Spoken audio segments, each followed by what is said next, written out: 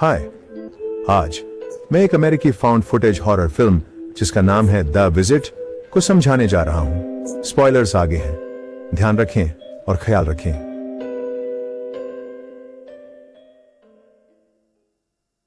Philadelphia से दो भाई बहन 15 वर्षीय बेका और 13 वर्षीय टाइलर अपने दादा दादी के साथ 5 दिन की यात्रा की तैयारी करते हैं, जबकि उनकी तलाकशुदा मां लोरेटा अपने नए बॉयफ्रेंड के साथ एक क्रूज पर जाती है। लोरेटा ने खुलासा किया कि उसने अपने माता पिता से 15 साल से बात नहीं की है, क्योंकि उसने अपने हाई स्कूल के शिक्षक से शादी कर ली थी, जिसे उसके माता पिता ने नापसंद किया था।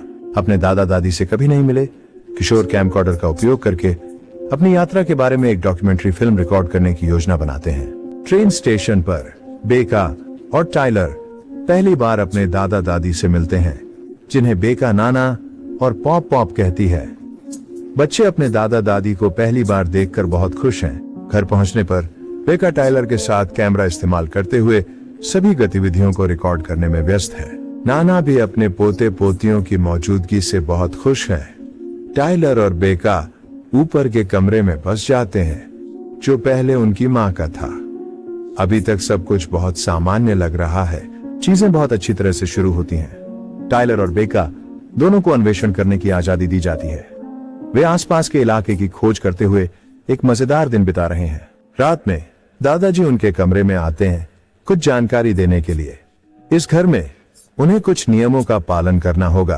बेका और टाइलर को निर्देश दिया गया है कि कभी तहखाने में न जाएं, क्योंकि उसमें विषैला फफूंदी है, और सोने का समय रात 9:30 बजे है, जिसके बाद उन्हें अपने कमरे से बाहर नहीं जाना चाहिए।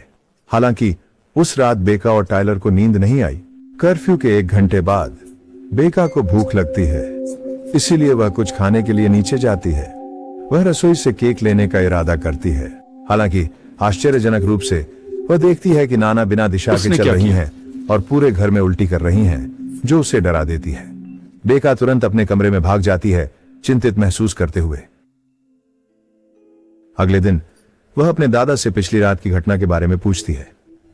पॉप पॉप जोर देते हैं कि नाना के पेट में गड़बड़ी थी और वह अच्छा महसूस नहीं कर रही थी। फिर वह उसे याद दिलाते हैं कि रात 9:30 बजे के बाद उनके कमरे से बाहर न जाए। दिन के दौरान बच्चे खोजबीन जारी रखते हैं। वे घर के नीचे एक क्रॉल स्पेस में छुपन छुपाई खेलते हैं। टाइलर छुपता है।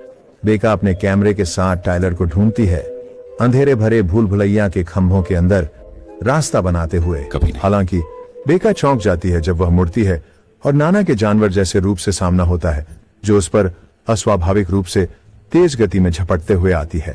वह तुरंत भागने की कोशिश करती है। नाना उसके पहुंचने से पहले बेका पीछे हट जाती है, रेंग स्पेस से निकलकर धूप की सुरक्षा में आ जाती है। नाना बाहर आती है, इसे मजाक समझकर हंसती हुई। कुछ क्षण बाद एक डॉक्टर, जिसका नाम डॉक्टर सैम है, उनके दरवाजे पर आता है और उनके दादा दादी से बात करने का निवेदन करता है। लेकिन उनके दादा दादी इस समय घर पर नहीं है, क्योंकि वे अभी अभी सैर के लिए गए हैं। वह दावा करता है कि वह मैपल शेड से है, वह अस्पताल जहां दादा दादी स्वयं सेवा करते हैं। वह उन पर नजर रखने के लिए आता है और सोचता है कि वे निर्धारित शिफ्ट के लिए क्यों नहीं आ रहे हैं। फिर जब उनके दादा दादी अभी भी बाहर होते हैं, टाइलर यह पता लगाने का निर्णय लेता है कि शेड में क्या है। वह व्लॉगिंग करते हुए अंदर जाता है और एक कोने में एक ढेर देखता है। वह पास जाकर देखता है कि वह क्या है और पाता है कि ये इस्तेमाल किए गए वयस्क डायपर हैं। उनके दादा दादी घर लौटने के बाद पॉप पॉप बेका और टाइलर को नगर में घुमाते हैं। वह स्कूल दिखाता है जहां उनकी मां पढ़ाई करती थी। हालांकि एक पल बाद पॉप पॉप उन्हें वहां से जाने के लिए कहते हैं, क्योंकि उनका पीछा किया जा रहा है। बच्चे सड़क के पार एक व्यक्ति को देखते हैं। पॉप पॉप भागकर उस व्यक्ति के पास जाते हैं और उस पर चिल्लाते हैं। बेका और टाटा उसे आदमी को अकेला छोड़ने के लिए मना लेते हैं और पॉप पॉप यह समझते हुए कि वह सिर्फ पागल हो रहे हैं, उनसे माफी मांगते हैं। उस रात 10:47 पर वे अपनी बंद दरवाजे के बाहर से डरावनी आवाज सुनते हैं। दोनों अन्य तरफ क्या है इसे फिल्माना चाहते हैं, इसलिए टाइलर बेका से दरवाजा खोलने को कहता है। जब दरवाजा खोला जाता है, देखते हैं कि बिना कपड़ों की नाना उनके सामने वाले दरवाजे को पंजे से खरोंच रही है, जैसे एक बेतहाशा कुत्ता। वे तुरंत दरवाजा बंद कर देते हैं। अगली सुबह पॉप पॉप और नाना बाहर नाश्ते के साथ तैयार हैं। नाना माफी मांगती हैं क्योंकि वह बेका के कंप्यूटर वेबकैम पर तेल के कारण जब वे अपनी मां से स्काइप पर बात कर रहे होते हैं तो वे अपने चेहरे नहीं दिखा पाते हैं। टाइलर और बेका तुरंत अपनी मां को बताते हैं कि उनके दादा दादी पिछले कुछ दिनों से अजीब तरीके से व्यवहार कर रहे हैं। वह उन्हें आश्वस्त करती हैं कि उनके दादा दादी अजीब हैं, लेकिन वे बूढ़े भी हैं और बूढ़े लोग कभी कभी चिड़चिड़े होते हैं, कभी कभी संदेही होते हैं। यही तो बूढ़े लोग करते हैं। दोपहर में बेका अपनी दादी के पास जाती है और उनसे इंटरव्यू देने के लिए कहती है। बेका नाना का इंटरव्यू उनके साथ प्रारंभिक प्रश्न पूछकर शुरू करती है। वह नाना से पूछती है कि 15 साल पहले ऐसा क्या हुआ था जिससे उन्होंने अपनी बेटी से बात करना बंद कर दिया। हालांकि नाना अचानक बेकाबू होकर हिंसात्मक रूप से कांपने लगती हैं। उस रात 10:16 पर उन्हें दरवाजे के बाहर भयानक शोर सुनाई देता है। वे जानना चाहते हैं कि इस बार नाना क्या कर रही हैं। जब वे दरवाजा खोलते हैं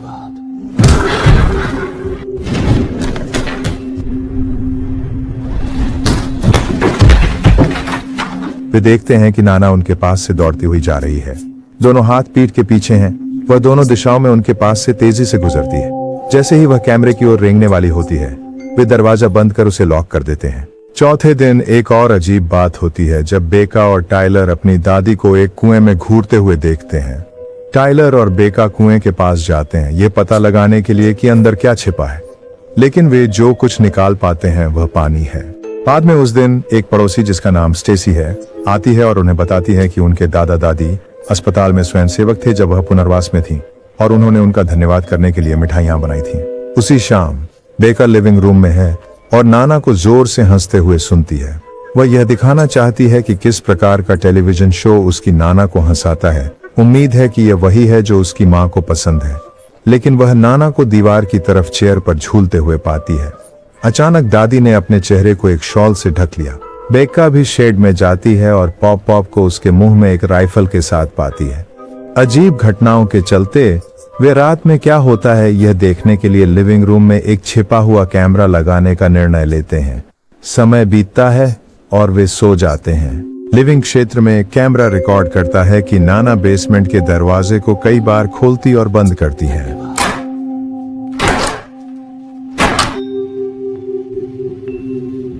मुझे नहीं पता। वह कैमरा उठाती है और फिर खुद को रसोई में जाते हुए फिल्माती है जहां वह एक कसाई का चाकू पकड़ती है। वह बच्चों के बेडरूम की ओर बढ़ती है और उनके दरवाजे पर जोर जोर से मारने लगती है। बेका और टाइलर चौंक कर जाग जाते हैं। वे नाना को अंदर आने की कोशिश करते हुए सुन सकते हैं, लेकिन वे बस चुपचाप रहते हैं। अगली सुबह वे फुटेज देखते हैं और देखते हैं कि नाना उन्हें मारने की कोशिश कर रही थी। बेका टाइलर से कहती है कि उनकी माँ उस दिन अपनी छुट्टी से वापस आ रही है, इसलिए उन्हें अपने दादा दादी से पूरे दिन बचकर रहना होगा और बाहर जाकर खेलने का नाटक करना होगा। बेका उस पल का उपयोग अपनी वेबकैम से तेल साफ करने के लिए करती है। वे प्रतीक्षा करते हैं जब तक दादा दादी सामने आ जाते हैं और वे तुरंत स्काइप पर आते हैं। वेबकैम से तेल हटा दिया गया है ताकि उनकी माँ उन्हें अब देख सके।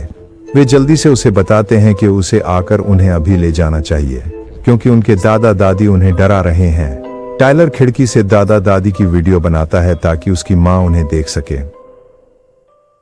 अब माँ का चेहरा सफेद पड़ जाता है और वह दोनों को बताती हैं कि वे उनके माता पिता नहीं हैं, जिसका मतलब है कि वे पूरे सप्ताह अजनबियों के साथ रह रहे थे।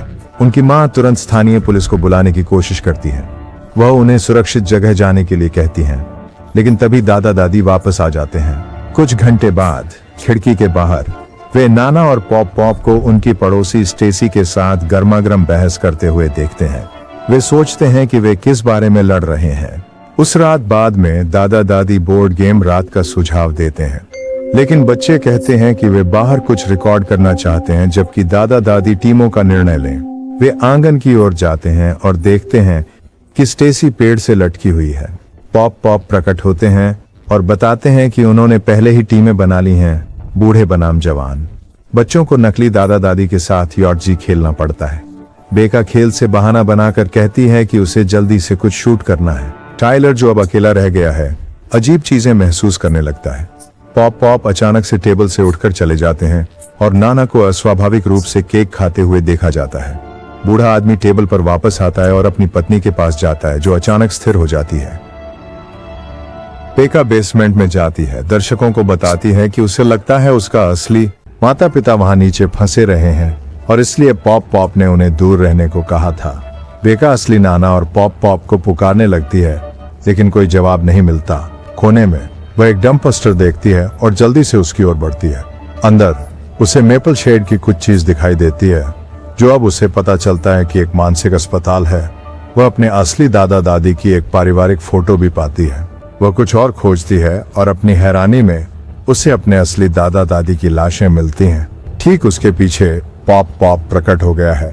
यहीं पर वह सब कुछ बताता है। वह और जिसे बेका नाना के रूप में जानती है, पास के मानसिक अस्पताल में मरीज थे, जहां असली नाना और पॉप पॉप नियमित रूप से स्वयंसेवक थे। जब उन्होंने उन्हें अपने पोते पोतियों के साथ आगामी यात्रा के बारे में बताया, तो उन दो जालसाजों ने इसे उनकी जगह अनुभव करना मजेदार समझा। इसलिए उन्होंने उनके असली दादा दादी की हत्या कर उनके स्थान पर कब्जा कर लिया। यह भी खुलासा होता है कि नकली नाना के पहले खुद के बच्चे थे, इसलिए कुछ दिन पहले दादी को कुएं में घूरते देखा गया था, क्योंकि उन्हें याद आया कि 35 साल पहले उन्होंने जानबूझकर अपने बच्चे को कुएं में फेंक दिया था। इसके अलावा यह भी खुलासा होता है कि नाना को सनडाउन नामक एक स्थिति का अनुभव होता है, जो सूर्यास्त के समय होने वाली एक प्रकार की डिमेंशिया है। इसी वजह से नकली नाना अक्सर रात के समय अधिक भ्रमित और कम रोशनी में अनियमित व्यवहार करने लगती है। पूरी फिल्म के दौरान अस्पताल के अन्य लोग अपने दादा दादी की जांच करने के लिए घर आते रहे हैं, लेकिन नकली दादा दादी इन दौरे के दौरान टहलने के लिए बाहर चले जाते हैं। इस रहस्य उद्घाटन के बाद पॉप पॉप बेका को पकड़ लेते हैं और उसे नाना के साथ अपने बेडरूम में कैद कर देते हैं। इस बीच वह टाइलर के चेहरे पर अपनी गंदी नैपी लगाकर उसे मानसिक रूप से प्रताड़ित करना शुरू कर देता है। उसी समय बेका का पीछा नाना कर रही है। नाना बेका के चेहरे को आईने में पटक देती है और उनके चारों ओर शीशे के टुकड़े बिखर जाते हैं। बेका शीशे का एक टुकड़ा उठा लेती है। जैसे ही नाना उस पर झपटती है, उसे खरोंचते हुए बेका कांच के टुकड़े से नाना को घातक रूप से मार देती है, जिससे उसकी मौत हो जाती है। वह रसोई में दौड़ती है और पॉप पॉप पर हमला करती है। जब पॉप पॉप ऊपर बढ़ने लगता है, तो टाइलर उस पर हमला करता है और उसे जमीन पर गिरा देता है और बार बार उसके सिर पर रेफ्रिजरेटर का दरवाजा मारता है, जिससे उसकी मृत्यु हो जाती है। थोड़ी देर बाद वे पुलिस सायरन सुनते हैं।